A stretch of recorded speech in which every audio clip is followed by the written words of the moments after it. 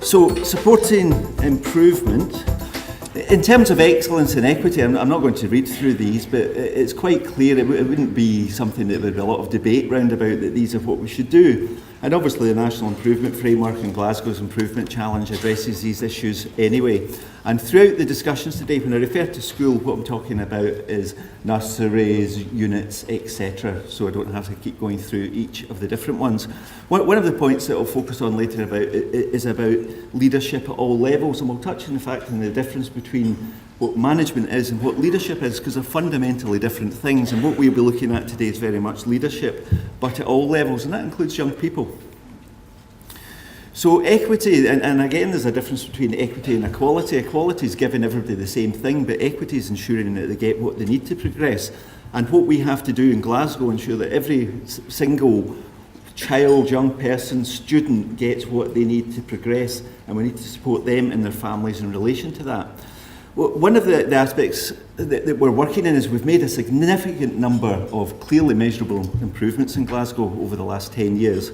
I mean, undeniably so. However, it's plateaued slightly, and that's because you can only continue to do the same thing a bit better for so long. So that incremental change that they talk about in cycling, we've gone through that and we've made huge improvements, and we've done that in a landscape of a reducing number of staff, centrally deployed. That includes even things like school business managers that used to be out there. So the landscape's different. The quality improvement officer numbers are down, the advisor numbers are down, and that's not just in Glasgow, that's in all councils. So within a very challenging landscape in our schools and at the centre, we have continued to make improvements. But we now have to consider what we do differently so that we can further improve. The framework that we work within, when you speak to people like yourself, senior leaders, but particularly when you talk to classroom or middle leaders, what they talk about is they are overwhelmed by the amount of things that are out there. There's the National Improvement Framework, there's a governance review, there's the Scottish Attainment Challenge, there's Glasgow's Improvement Challenge, there's professional update. There's various bits of legislation, named persons on the horizon. We're working with partners, there's GIRFECT, the new Higgius 4, the new Higgy ELP. And for my partners, I apologise about the acronyms here, but I couldn't fit the full titles on. So the Higgius is How Good Is Our School? It's from Education Scotland to help drive improvement forward. But the point is, it's not what's in the blue circles or ovals that's important. It's the fact that there's so many of them and people feel overwhelmed. And I would suggest to you, let's forget about that, because it's always changed in education, and it always will. And if I come back next year, there will be different acronyms and mnemonics on there. So it doesn't really matter. It boils down to this. It's learning, it's teaching, it's professional development, it's local priorities and policies, that's for the council, and then it's national priorities and legislation. It all goes into those 5 areas. But I put the code in that way around for 2 reasons. One is to show that learning and teaching is the most important thing that we do. That's what makes a difference. Michael Fullan is well known for stating that the excellence of a school can't exceed the quality of the learning in the classroom. And that's absolutely true. And Anne-Marie's conference about a month or so ago focused on that aspect as well. So why won't this conference? Because that's what we've got to do. We've got to have a relentless drive on learning and supporting teachers through professional development to help them provide better learning in our tens of thousands of classrooms and playrooms across the city. But the reason I put it up there to show that not just learning and teaching is more important, it would literally and metaphorically fall over if we just left that model as it stands. So for it to work, it needs a framework, literally and metaphorically, to support it. And the framework are the local improvement groups. And local improvement groups aren't bureaucracies. It's what you need at a particular time to help you to take something forward within one of those areas. And we'll explore that later on today. The edict will be demonstrating what we're titled just now, the DigiHub. So it's not about filling in paperwork, it's not about plans, it's about reducing bureaucracy and signposting you to the right people that will help you to take forward the right thing for your establishment at a particular point in time. So you can view that as a scaffolding, as a framework that's there, and you tap into it as and when you require. If you're doing something through the learning community, that is part of the link. If you're doing something within your school, that is part of the link. It's not something extra. It's just about that connectivity, making it easier for practitioners to access what they need to improve and support young people. When it started as a cycle of improvement, I originally wanted to use an Escher picture, but I didn't realise that he still was copyright. So rather than pay for it, we designed our own. So I worked with Robin in graphics and come up with this. And it's about perceptions. It's about perceptions because that in one way is an illusion, but in another way it's not, because it depends how you perceive it. And a number of people here and elsewhere across the city just now view the Education Perspective Report, the School Improvement Plan and the Standard and Quality Report as three things that are on their own that you do, because you have to. But they're not. They are three things that if you do and you link them together, they will help self-evaluation for self-improvement. So it's that perception that you have. You can either look at that and think they wouldn't fit together, or you can look at that and think, yes, they would. If my perception and I think about it, I can get those to fit together to improve self-evaluation for that improvement. And the starting point for that is the Education Perspective Report, and you'll see from the agenda today, that's something that we'll be focusing on, because that's the baseline, because that should drive your improvement planning and then your standard and quality report, and then you do have that cycle. So it's to show that yes, at different points of the year there are these different things that you're asked to undertake. However, they do, if you're willing to have that perception of them, interlock to ensure that you can drive forward improvements. The Higgy is how good is our school for both the primary, secondary, and also the one for the early years, talks about inwards, outwards and forwards, and some of the work that we'll be doing today is focused on that. And I've just done the sort of rag, red, amber, green here, because looking inwards, I think over the years we've got pretty good at that, looking at our own establishment in terms of self-evaluation. I've put the looking outwards in amber because it's variable. We've got some excellent work there, but we also have some people that aren't quite there. I don't have the experience, I need the support, I need the confidence to do that. But the big issue now, the huge issue, is the red one, looking forward to explore what the future might bring and ensure that what we do after this can be flexible enough to change. Because what will the governance be next year? Will it be centralised? Will it be boards? Will it be as is? Will it be devolved to schools? It's going to change one way or another. If it's not next year, it'll be another year. So that picture when I showed you the journey for a young person earlier, that's always going to change. So we have to develop a system that can go with that. And that's why we'll look at those 5 key areas and link it with these aspects here. I think we can do that because we'll be well placed for whatever comes along to challenge. Schools are best placed. Yeah, schools are best placed. You know your establishments better than anyone else. And what's there is the local improvement groups there to support you and challenge you, because as it stands, the authority retains a statutory duty to support and challenge. So, but it's support, and the challenge is that the right thing? Why is that the right thing? What's the evidence? How do you triangulate that evidence? How do you know? All the usual questions. So the local improvement groups will be there to support that. The paragraph at the bottom in bold, that's really it.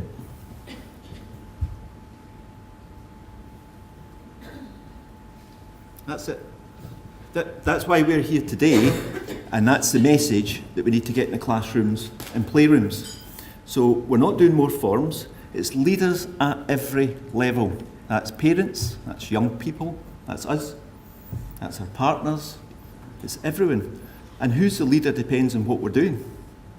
So it's not a hierarchical model, it's who's best placed to take forward this in terms of improvements. And we have to, and it was talked about at the last conference, I think it was Sir John Jones, said you're empowered, I think it was. You have the authority to do this. And a lot of our staff think that leadership or decision making is for us. So we've got a cultural change that's underway, but we need to continue to progress. For our partners, just so that they're aware, the city's split into 3 strategic areas. So what we're doing today and moving forward is that collaborative professional inquiry. I've just done the red, amber, green that you saw earlier, just in relation to where I believe we are generally in relation to that. And the tools that we'll use very much are the new Education Scotland tools from HMI, the how good is our school and how good is our early learning and childcare. And the reason it's coloured are the professional learning communities, links, learning communities, clusters, and the Jerry Bits, Glasgow, East Renfrewshire and Inverclyde. So, what's it about? Why are we here today? Well, it's rhetorical because it's obvious. It's about better learning, because that's what was at the top of the cone. It's improvements in classrooms and playrooms, improved outcomes and better learning. So what I thought we could do is, in terms of those 5 outcomes, particularly the ones that talk about national and local, people have this perception that there's going to be a big document appears.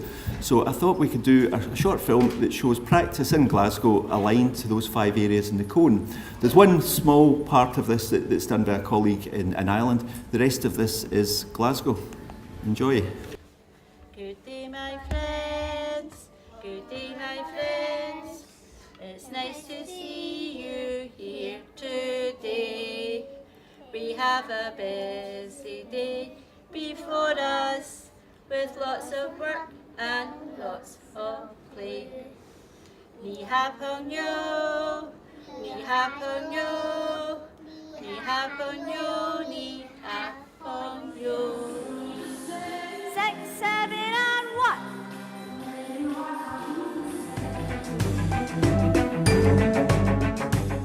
To meet the challenge of preparing students for a life of constant change and constant learning, teachers need to be innovative in their approach. The skills needed for the 21st century must be central to what students are doing in schools. Inquiry-based learning enables teachers to address these skills in a meaningful way with its student-centered approach and real-world applications. Inquiry-based learning prepares students for an uncertain future by providing an education that supports them to actively engage in their learning, to think critically, to communicate in various ways, to collaborate, and to process information.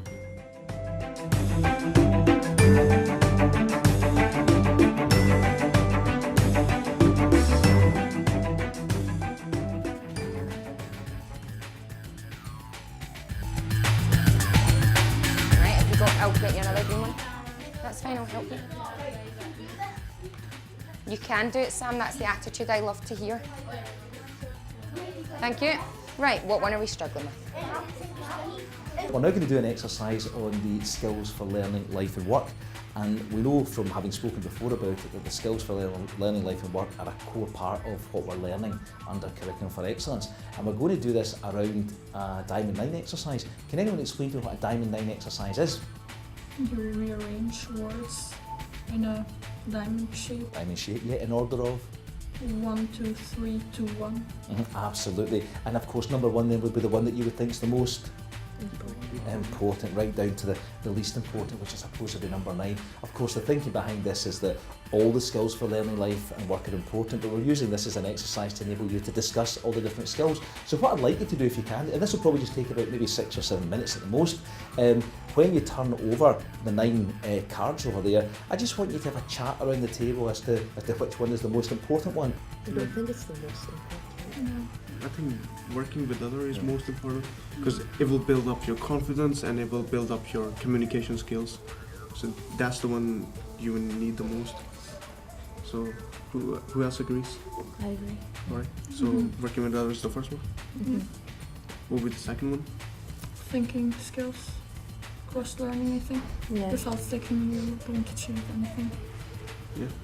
So thinking with others? Some people are new people. Yeah, I feel that. I think Because it's important to work on your own as well. I think thinking. Like I would say, it is quite. So I'd say it's like one of the most important. employability.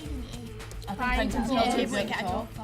Where myself as the challenge leader of learning attend the core training and then I feed that back to the staff and discuss it with my head teacher and see how we can take it forward as a school.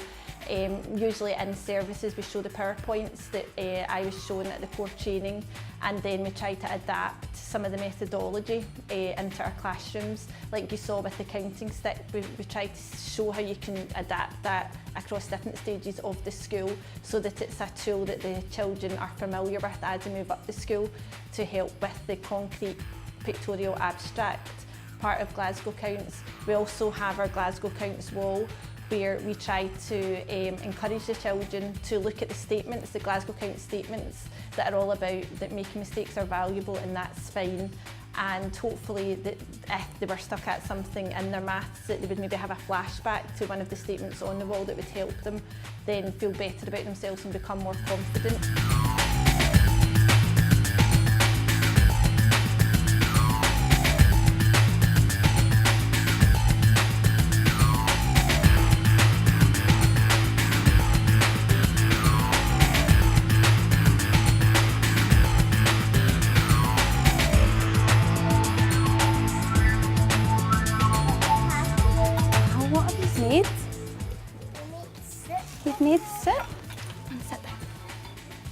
You've made soup. What kind of soup have you made? You want some digging too? Overall learning intention for our time work today is we are learning to plan events and activities using a timetable, and we have already started to do this. So our first piece of success criteria is I can recognise and identify different types of timetables. Right, boys and girls, you've worked very well, and we are now going to move on and do our plenary session. So, like we always do, we are going to use our higher order thinking skills. Now, on each table, you have got a different question from the HOTS. So we're going to start at this group here, and I would like Georgie to read the question out for me, and then I'm going to choose a random name, and we have Courtney who is going to answer the question for us. So Georgie, can you quickly read out the question? What changes would you recommend for next time? Excellent. And what part of the higher order thinking skills are you using today? Evaluating. Evaluating, good girl. Now I would like Courtney, can you give me an answer? So what changes would you recommend the next time? I would like to look at plain timetables and maybe timetables all around the world. Excellent. So you would like to progress in your learning and look at timetables of planes instead of trains, and maybe all around the world, seeing as there's different time zones in the world. Fantastic answer, Courtney. Good girl.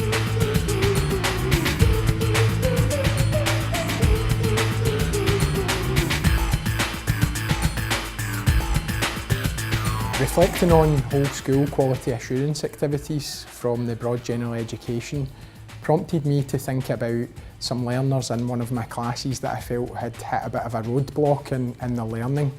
The problem was that they just weren't able to assess where they were at or the steps that they needed to take to get to the next level in their learning. My maths teacher took a topic I thought I knew nothing about and broke down the success criteria into different levels. Seeing this made me realise that I had learned a lot, even though I wasn't where I needed to be. Knowing I had made some progress helped me feel more confident, and seeing the difference between what I'd achieved and where I wanted to be helped me to get there. I chose to undertake my practitioner inquiry with my mixed ability S2 class. One of the reasons that I targeted them was because there is a range of needs and abilities in that class. I chose to implement a variety of essay plans that they could use for a critical essay, ranging in different abilities and different strengths. I was looking for the children to actively choose the plan that best suited their needs. Over the years, we've used various Word documents and spreadsheets to record children's attainment and achievement levels. But last year we worked with Edict to develop this database, whereby we pulled a lot of information together onto the one database. This tab here is all our Curriculum for Excellence curriculum areas and achievement within each of these. You'll see these subtabs down here, and we've got literacy and language, and we've got 4 aspects of a children's attainment that we track for example, listening and talking, reading, writing and modern language. And then we pick your class here, and then all your children come up. For listening and talking, we're tracking whether a child's on early level, first level, second level, or if some are on third level. Okay. We're also showing whether a child's on track with their learning, not yet on track, or ahead of track.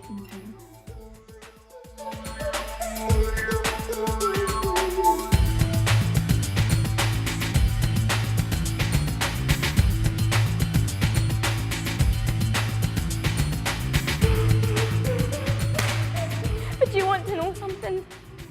It's so difficult to be optimistic when your heart is broken. But I swear to you, Laura, if you're out there, I will find you. I will never give up. A place to aspire. I came to Chester's Nursery as a parent and fit right in with all the parents are now some of my best friends. Testing. Yeah, that's fine. Yeah, have a good show, guys. Thank you.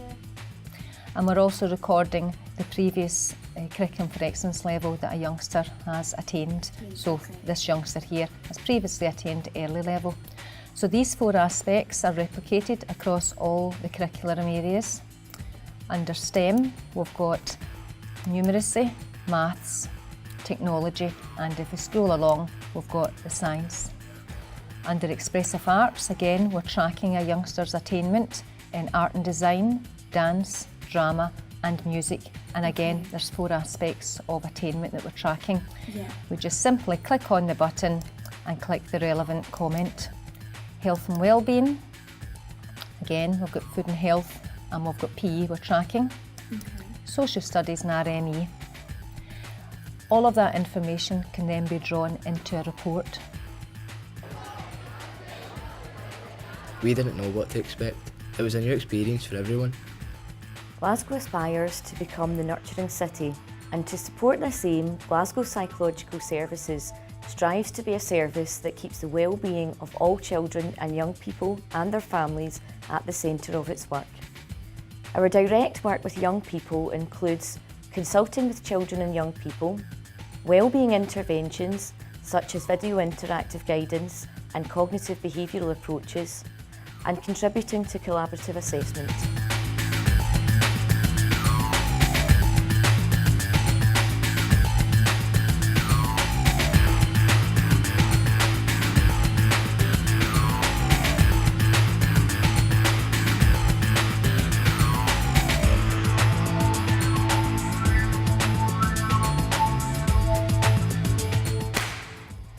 That's all I really have of my childhood. I don't have any pictures from when I was born in the hospital. Funny, I don't look much like my mum either. We have this ongoing joke that I'm the spit of my granny. But I've never met her either. We're currently in the process of selecting our sports captain. They're a crucial part of the PE department because they let us know the pupil voice within the school and what they want to improve in PE.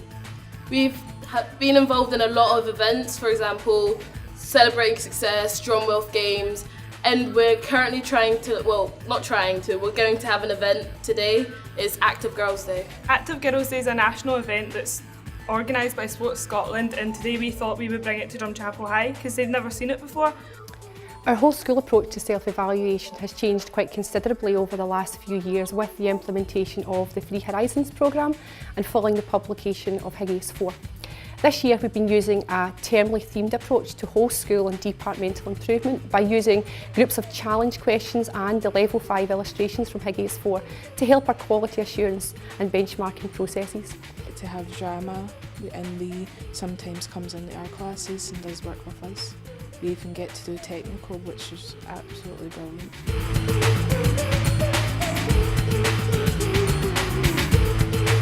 I feel staff care about me when they ask if I'm okay, even if I'm not in their class. A time I felt someone cared about me in school was when a teacher gave me help with the problems at home that I had. I feel safe in school because I don't see a reason why not to feel safe, because I know all the staff will help me and that I'll never be unsafe in school.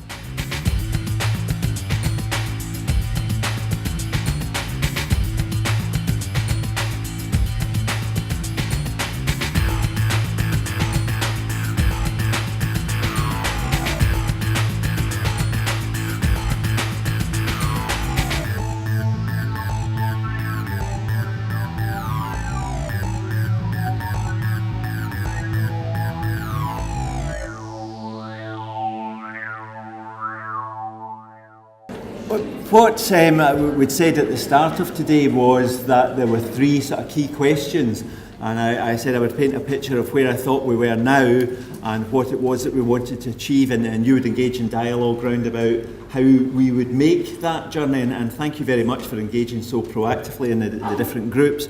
We've collated that information and we shall get that back to you, and it will inform how we take this forward. I did say at the start we'd be leaving with a few tasks to do, and the tasks to do are communicate.